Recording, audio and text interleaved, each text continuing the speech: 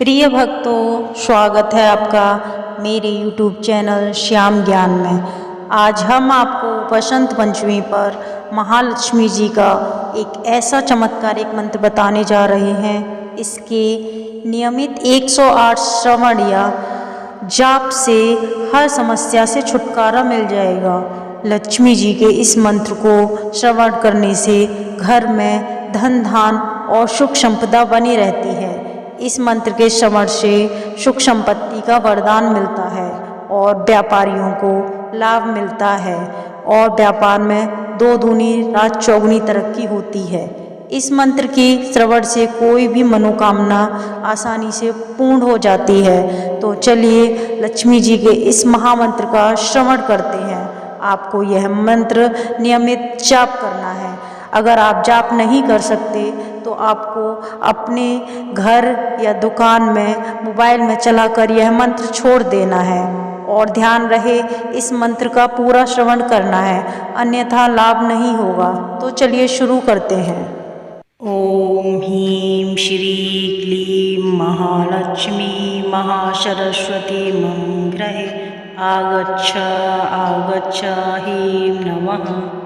ओम ह्रीं श्री क्लीं महालक्ष्मी महासरस्वती मम गृहे आगच्छ आगच्छ ह्रीं नमः।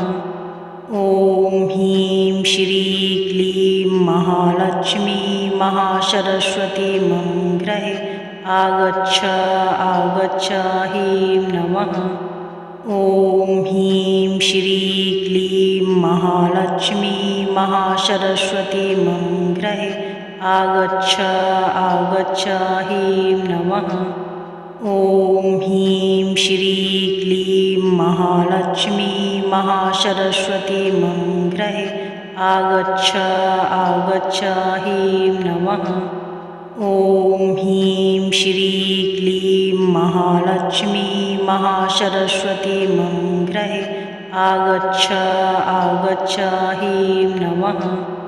ओम ह्रीं श्री क्लीं महालक्ष्मी महासरस्वती मम गृहे आगच्छ आगच्छ ह्रीं नमः। ओम ह्रीं श्री क्लीं महालक्ष्मी महासरस्वती मम गृहे आगच्छ आगच्छ ह्रीं नमः।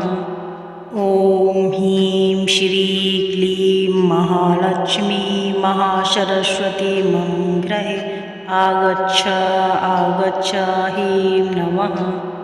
ओम ह्रीं श्री क्लीं महालक्ष्मी महासरस्वती मम गृहे आगच्छ आगच्छ ह्रीं नमः।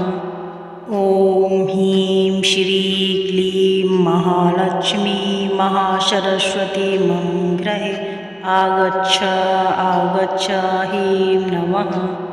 ओम ह्रीं श्री क्लीं महालक्ष्मी महासरस्वती मम गृहे आगच्छ आगच्छ ह्रीं नमः।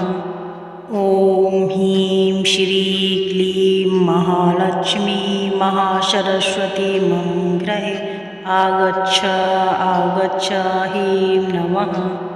ओम ह्रीं श्री क्लीं महालक्ष्मी महासरस्वती मम गृहे आगच्छ आगच्छ ह्रीं नमः।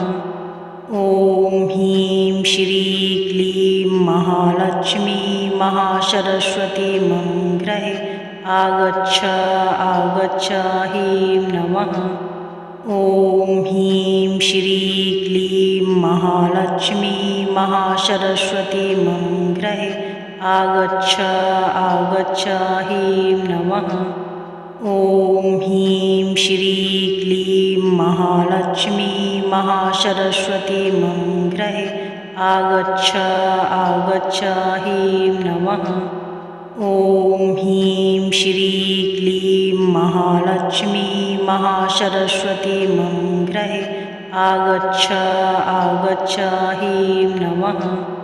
ओम ह्रीं श्री क्लीं महालक्ष्मी महासरस्वती मम गृहे आगच्छ आगच्छ ह्रीं नमः।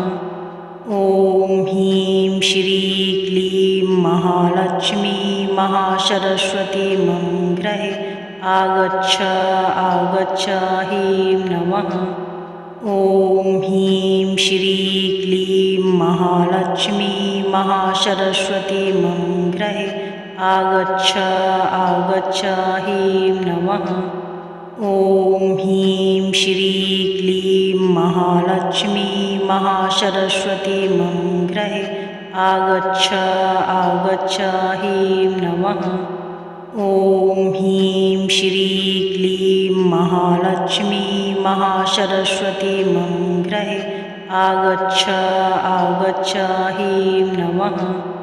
ॐ ह्रीं श्री क्लीं महालक्ष्मी महासरस्वती मम गृहे आगच्छ आगच्छ ह्रीं नमः। ॐ ह्रीं श्री क्लीं महालक्ष्मी महासरस्वती मम गृहे आगच्छ आगच्छ ह्रीं नमः। ॐ ह्रीं श्री क्लीं महालक्ष्मी महासरस्वती मम गृहे आगच्छ आगच्छ ह्रीं नमः। ॐ ह्रीं श्री क्लीं महालक्ष्मी महासरस्वती मम गृहे आगच्छ आगच्छ ह्रीं नमः।